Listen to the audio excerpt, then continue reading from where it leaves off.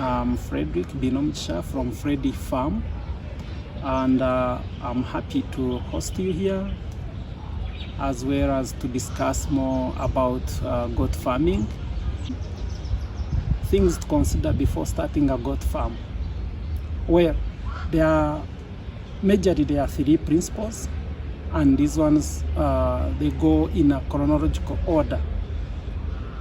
Number one would be management. Like any other business, you need proper management. Number two is genetics. Okay. Number three is feeds. So if you have good management, you plan it properly, then you have less losses. If you have no feeds and you try to stock animals, then you end up in losses because they would die. They have nothing to eat. You have to plan very well for your feeds. Plant feeds before even you think about purchasing animals. Then when you talk about genetics, which is the final bottom line, genetics, I will turn it into your goal, because you have to decide which, you have to go for the best genetics, but you have to decide which field you are going in. In livestock, in goat farming, you have to decide, am I going for the milk, the goats which are doing dairy, or I need to go for beef. If you go for beef, still you need to look at which specific genetics will perform best, because for meat we are looking at growth rate, the average weight gain per day. Also we are looking at the maximum weight it can attain at maturity. Forget about the resistance of diseases and so on. Every animal on poor management and treatment, you can end up losing. Then for dairy, you look at something different, like how many liters per day and so on. So specifically, let me just focus much on the three principles, the management. Before you start any goat farming, you need to consider management. Look at your security, look at the staff, look at the experience they have, you are going to use, location, do feasibility study about your market, understand, get information around you, and get to know in the area I'm in, who are other farmers I can look at as role models. Then plant your feeds. Also do research on the feed ratio. How many animals am I looking at? How many tons do I need per season? Because you might be relying on rainy seasons. Maybe if you are doing irrigation, then you all need to know about the acreage and how many animals you are stocking, and look at the quality or nutrition value of your feeds you are going to plant and make a decision. So the bottom line is decision making before you decide to start. Then the genetics and where to source them. If you've gone with beef animals, you have to look at, let's say, three breeds. Number one, Boer. Number two, Savannah. Number three, Red Kalahari. Mubende, yes, it's a local goat, it's good, but then you weigh their characteristics, or if you are in a place which is waterlogged, if you have if you are in a hilly place, you are in a very dry, which in hot places, then you have to consider, let's say, savanna, because it can repel the heat and sun rays and so on. If you are in areas without shrubs, then you have to consider grazers like Boer, which can feed on ground as well. So that's all. Only three principles, then you're good to go. The mistakes to avoid when starting goat farming. Where mistakes are too many, and some are hard to avoid, but in a nutshell, I would say just obey the three principles of farming.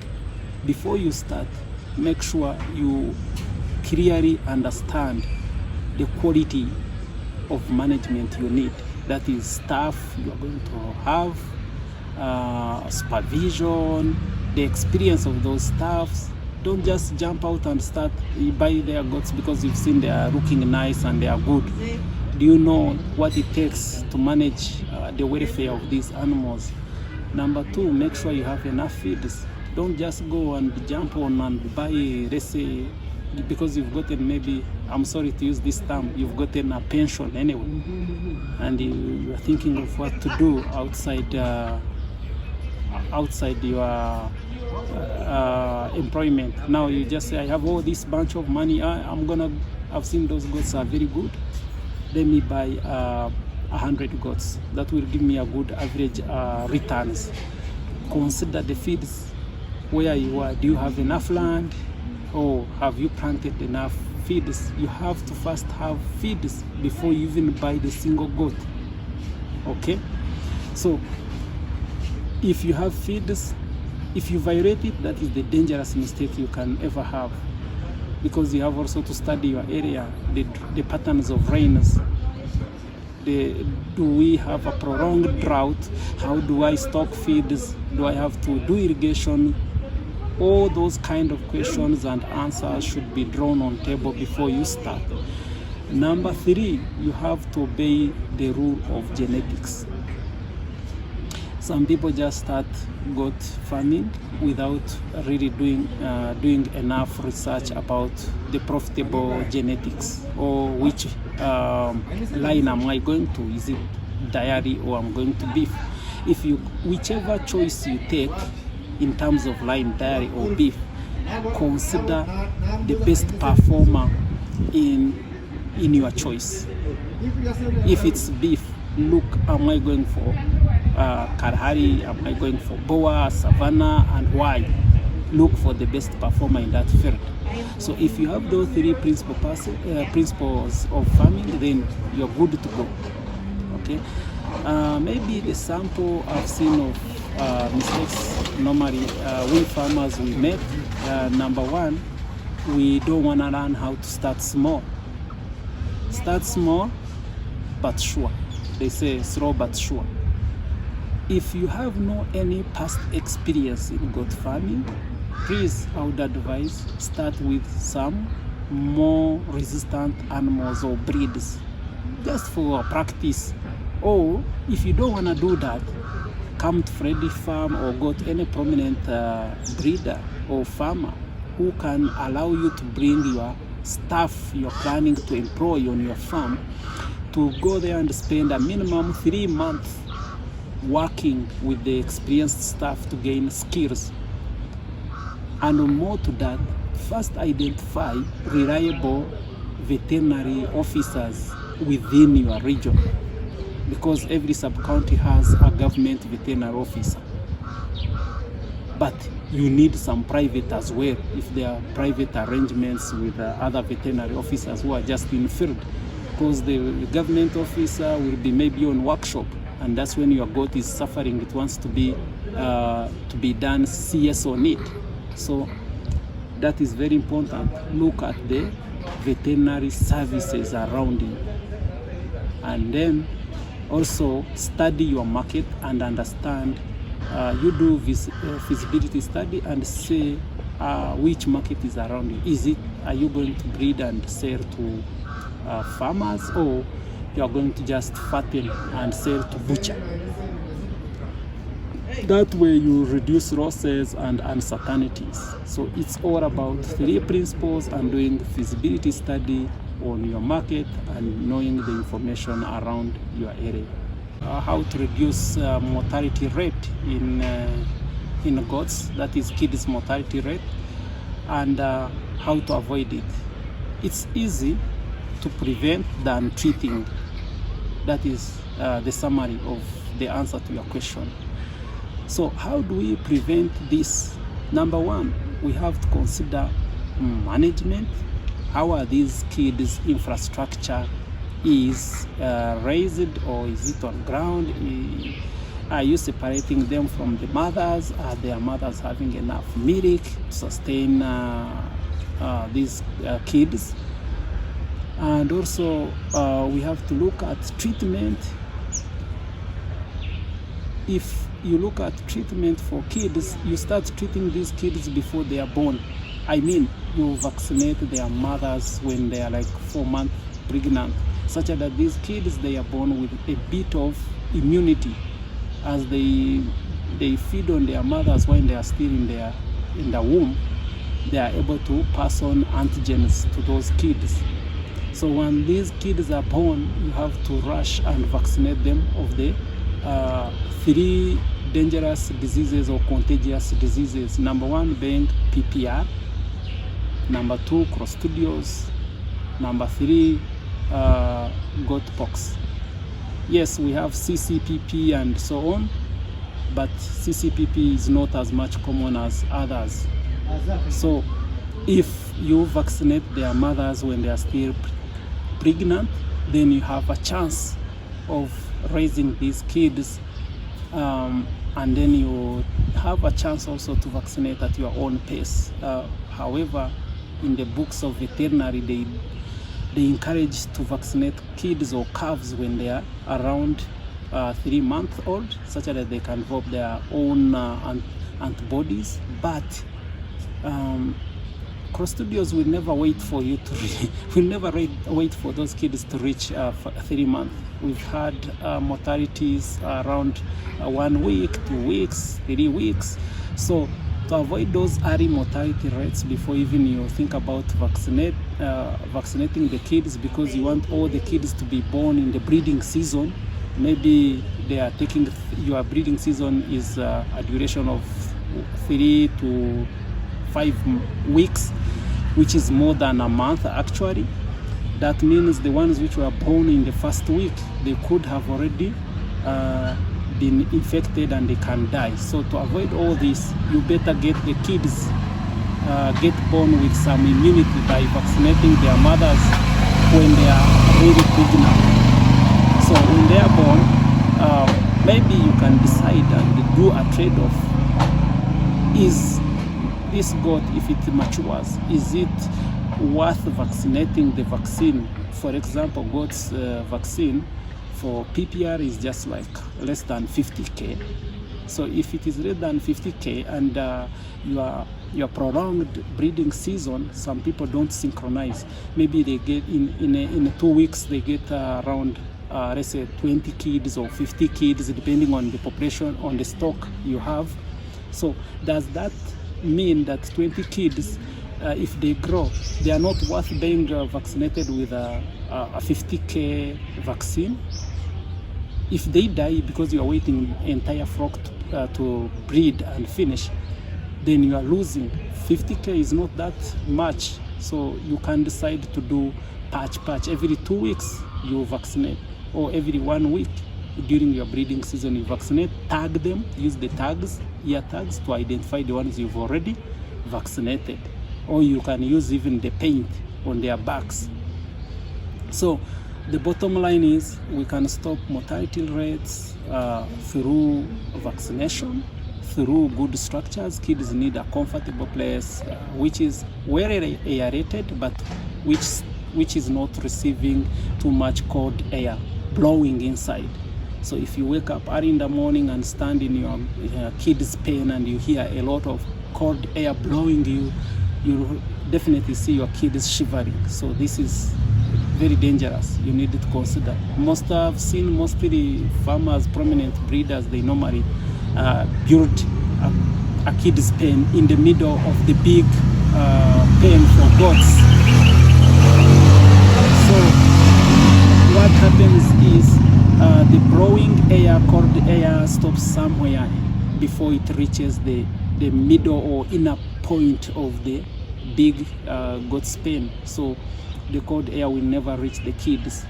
So there you are safe. Secondly, or finally, I would say really look at those mothers and make sure that they are served when they are really mature enough. If you, let's say, if the nanny or the first time mothers are served at 8 months or 6 months anyway, because hybrids can get on heat even at 8 months. So they will have not developed enough, they will never have enough milk for their kids. So you need at least to separate or make sure you synchronize and make sure that these first mothers or first time mothers, they produce at least when they get served when they are 1 year old or 1 year and above, such that they are producing at around 1.5 years old, because the gestation for a goat is just 5 months or 5.5, depending on the breed. So, and also what else I can say is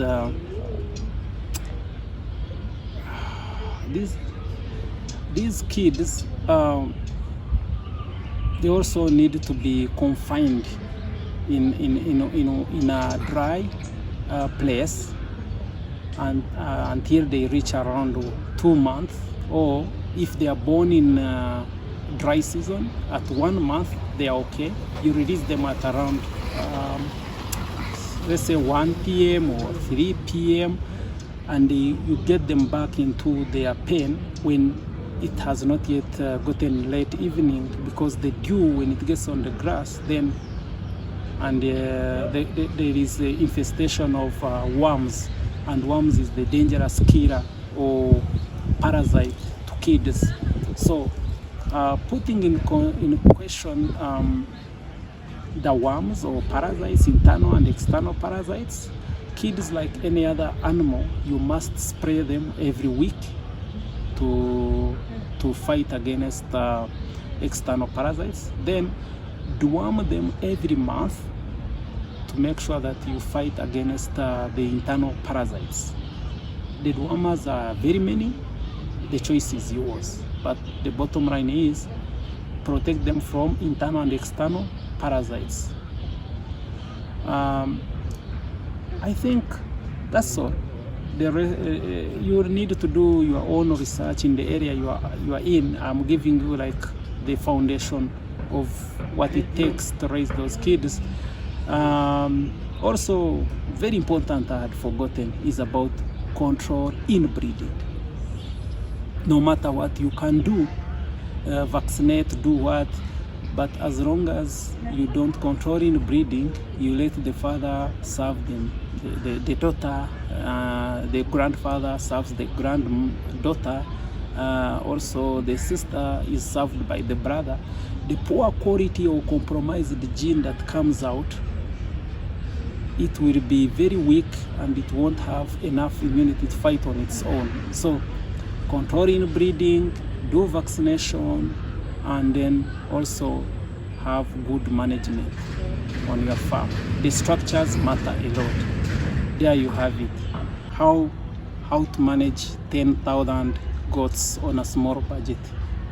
Yes, small budget, I think you meant if you have the cheaper materials or scarcity of resources in terms of land, in terms of capital to buy feeds, and also in terms of medication and prevention mechanism.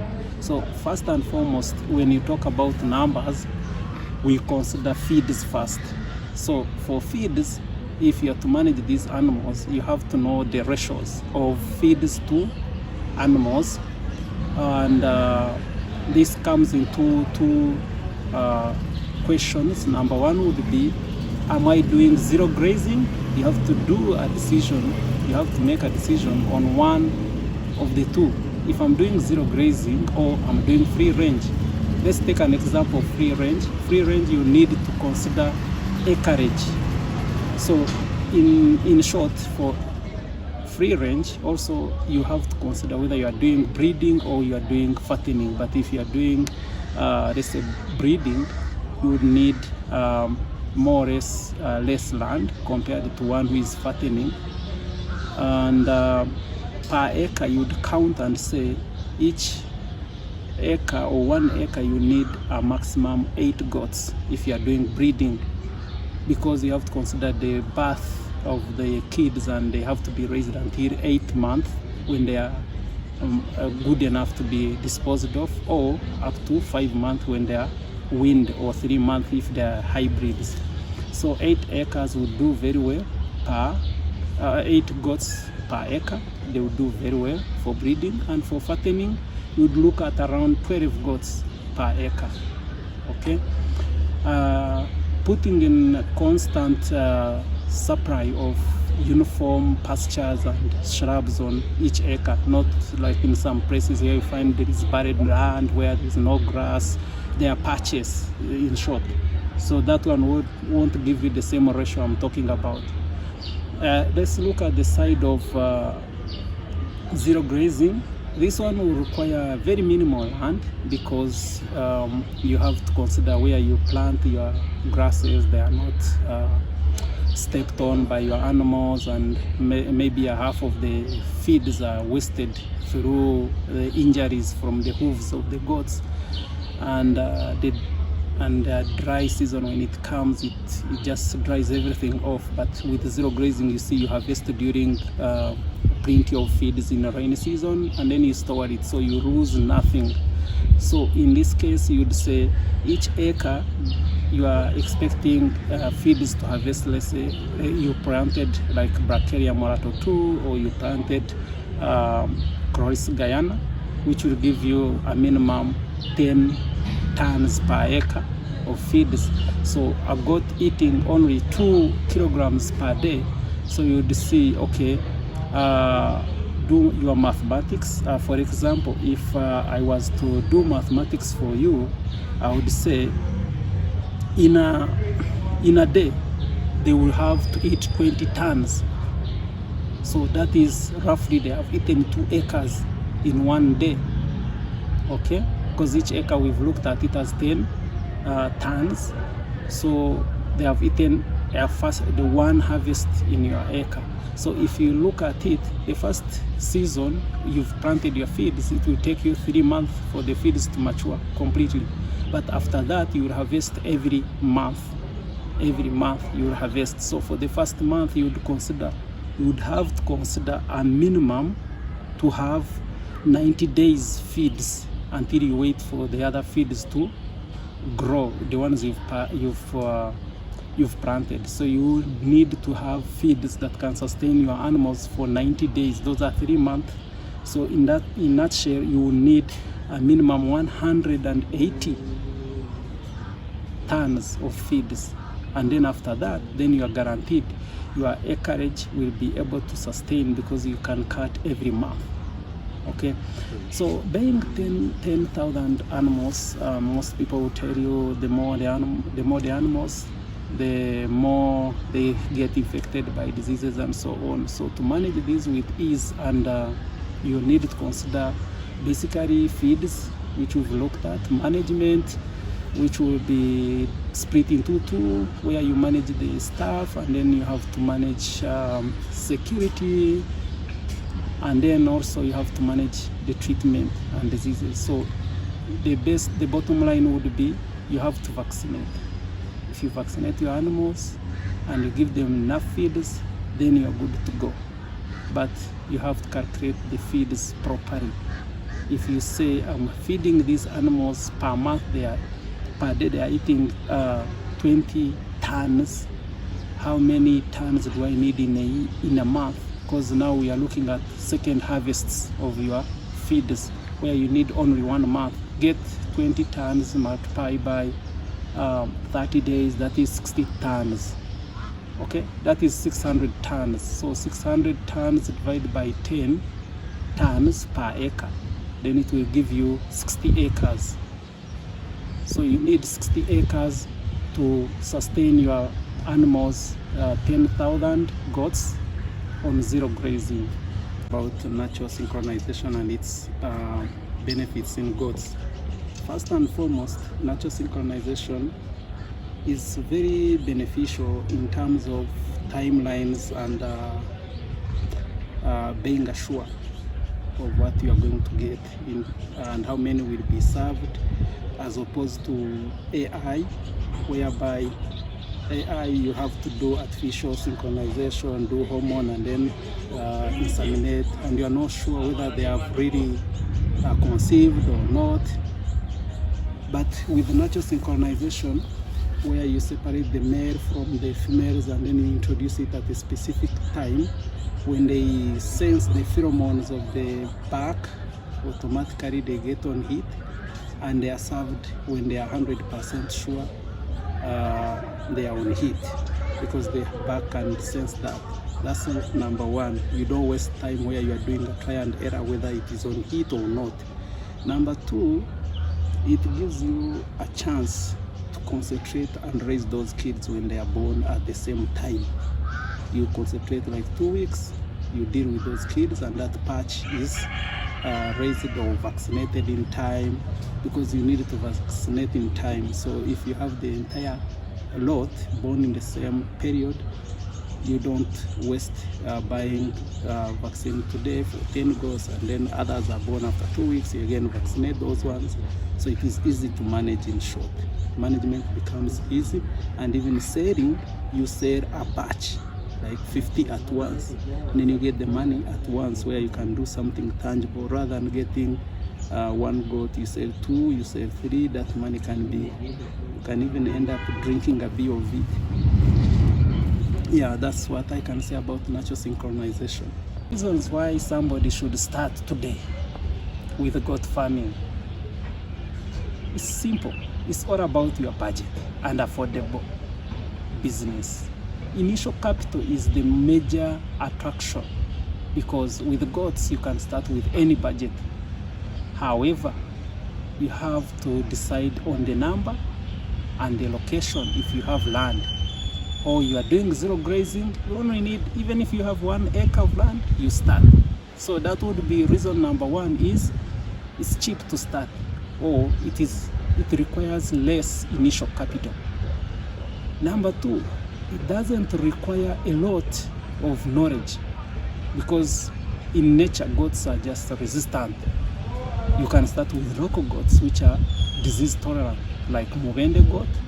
You just find them along the road, they tie them along the road. Somebody doesn't even own an acre of land, so he will just tie them on the road, and then he starts. Once he gets benefits, he accumulates the numbers, and then he starts buying some little land. Number three would be the management is easy. Okay, if they are disease resistant, then you don't need to every day be on the farm. Whichever, even if you can use your grandmother, just tie it in her compound, then you start from there. So management is not so expensive. Then number four would be feeds. They eat less. Trust me, if the government gave everyone a goat, it is much easier to manage it than if everyone was given a cow. A cow eats 45 kilograms per day. Divide it by 2 to get how many goats you would have. A goat eats only 2 kilograms a day. So being a small ruminant, it's affordable. Number 5, I would talk about nutrition value of these goats' meat. When we were born, we found it was a culture. Whenever you get a visitor, you slaughter a goat. But when you compare the nutrition value from the goat meat and the cow meat or beef, it's quite a significant difference. So people would consider that because of the nutrition value they will get out of its meat. Then number 6, I would also consider the space. Okay, if I have to build a kraal of 20 goats or 30 goats, it's not this. It could be occupied by 2 cows. In short, I'm looking at zero grazing. Zero grazing, I need a small space to feed these goats, because in a space of 1 cow, I can put 4 goats. Okay. I think number 7, I would look at the cost of production. Cost of production here, I mean, how much do you have to pay somebody who's taking care of goats? if you get one. And again, also any age can take care of goats. Like we used to graze them when we were between 5 to 12 years. And then I don't have too much bills as a kid. I would even ask for 50,000 per month, and I will graze the rich man's goats. Okay, but if you get a herdsman, a cowboy to take care of your cows, then you have to start about 150 going above in terms of monthly salary.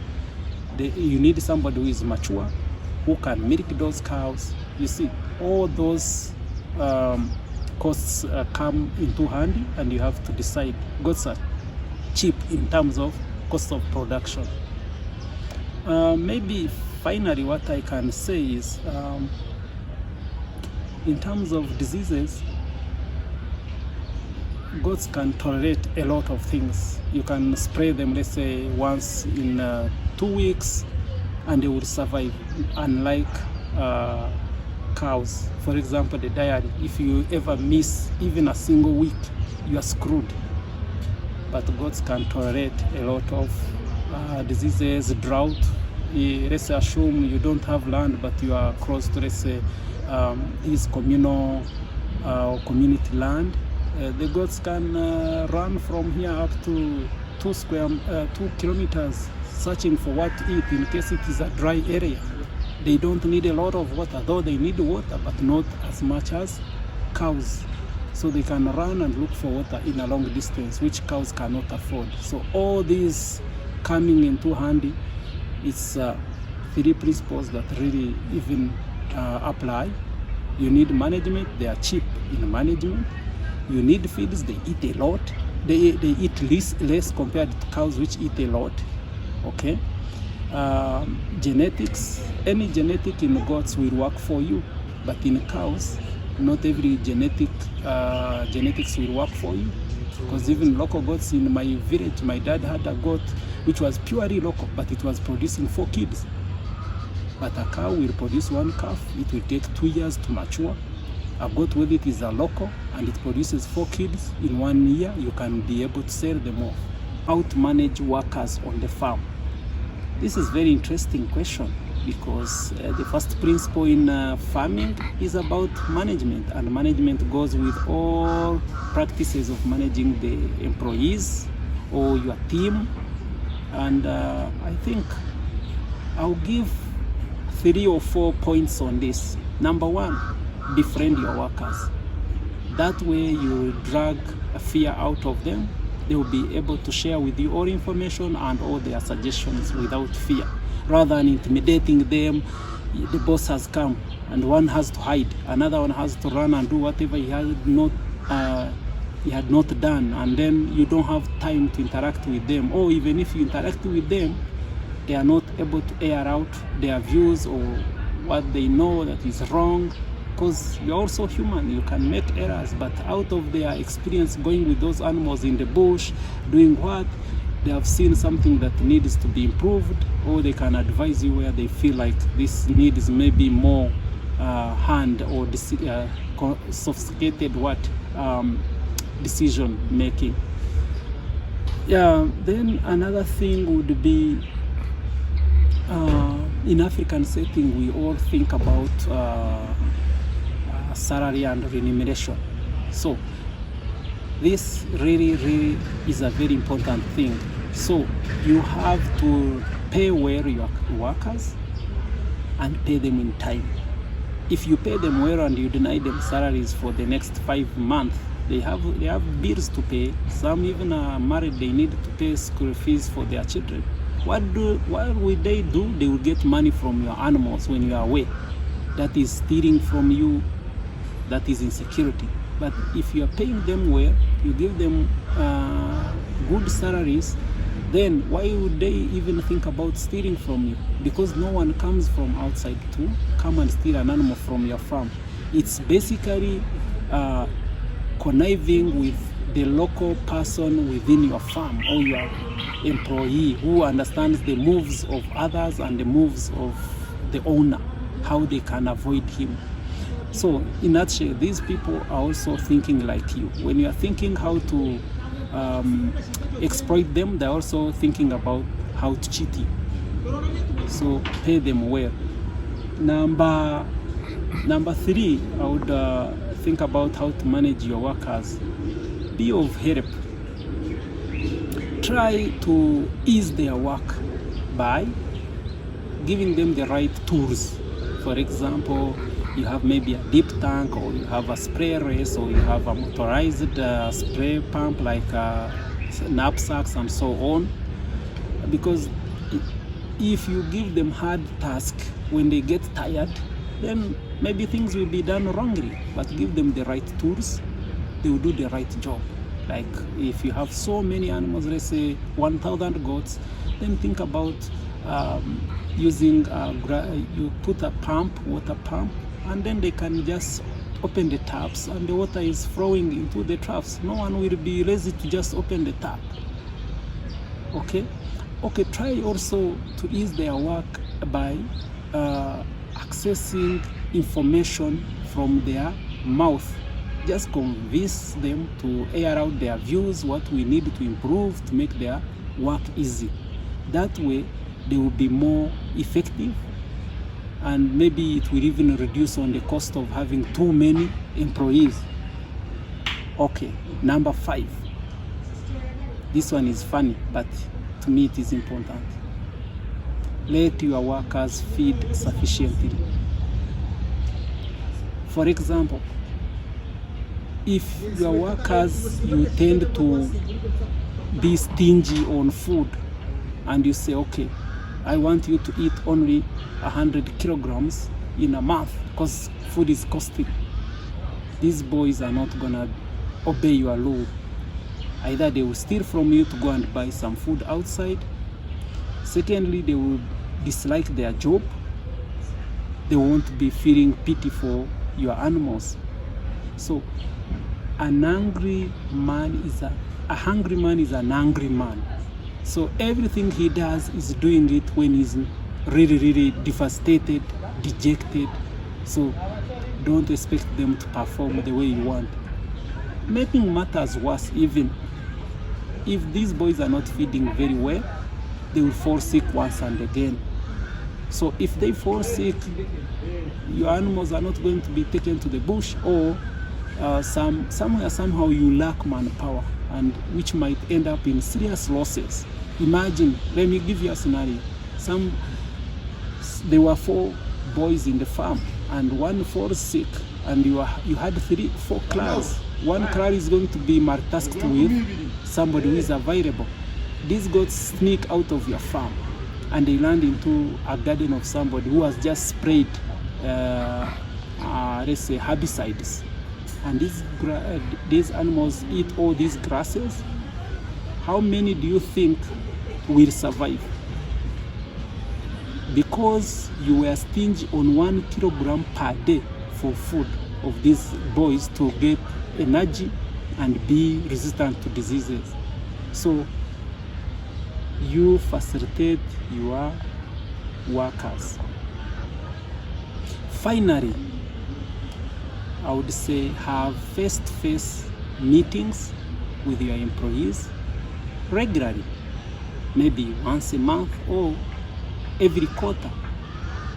That is 4 times a year, to understand your workers and as well pay attention to their needs.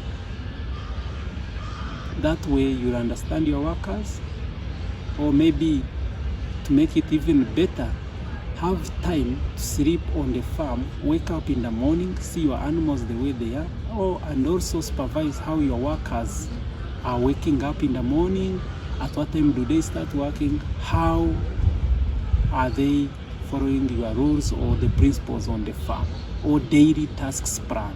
Why do we need record keeping, and what's the importance? Is it really worth taking records? Well, I would say long years ago it wasn't important, but right now it's very important. And that's all that you rely on is your records to make a decision.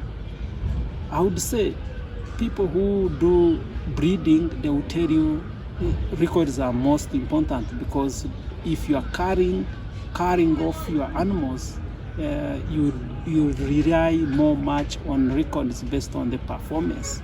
The animal which has aborted 3 times is worth letting it go. So how do you know if you don't have records?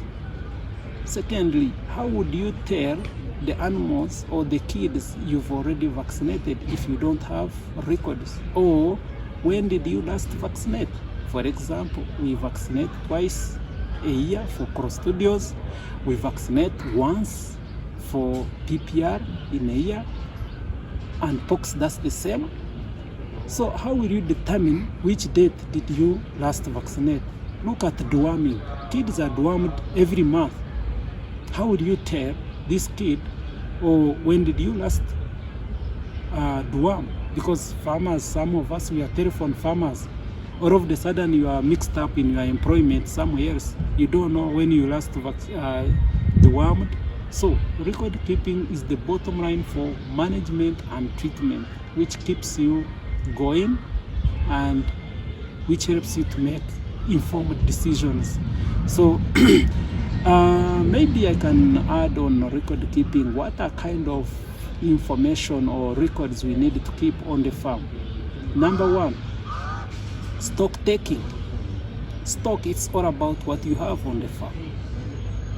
Treatment records, it's all about vaccination and sick bay. I can call it sick bay records.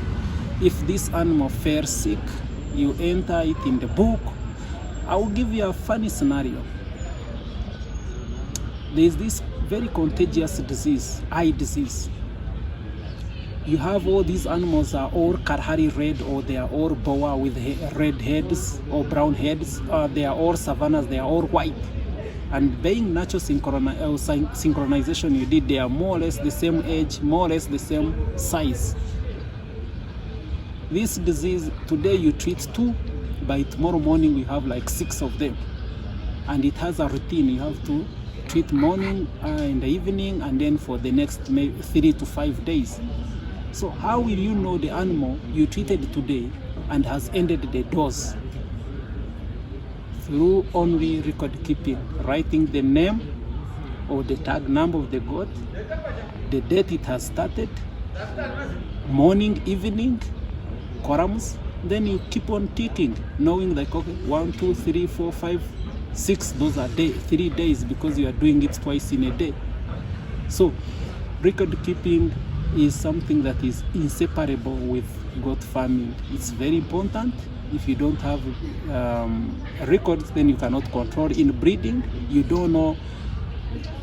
In the stock taking records, because I've broken it into 2. Stock taking records, we are looking at the numbers, the bloodline traceability, like this guy was born by the mother so and so, this tag number, the dad is this one. So from this camp A, if you have more than 1 class, or camp B, whichever camp name, so you know the dad. So this girl, I call her girl, but this is a nanny, a female goat. When it reaches maturity time for it to be served, you have to move it to a new clan where it meets another male, which is from a total different bloodline, to avoid inbreeding.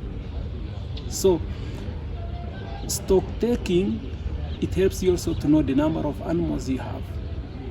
You are a telephone farmer, you say, okay, hey, sell about 10 goats, but you also grade your animals according to the maybe percentage, blood percentage, maybe bloodline and whatever, or by tag numbers. You know, okay, I've sold, I want you to say tag what, tag this at different prices.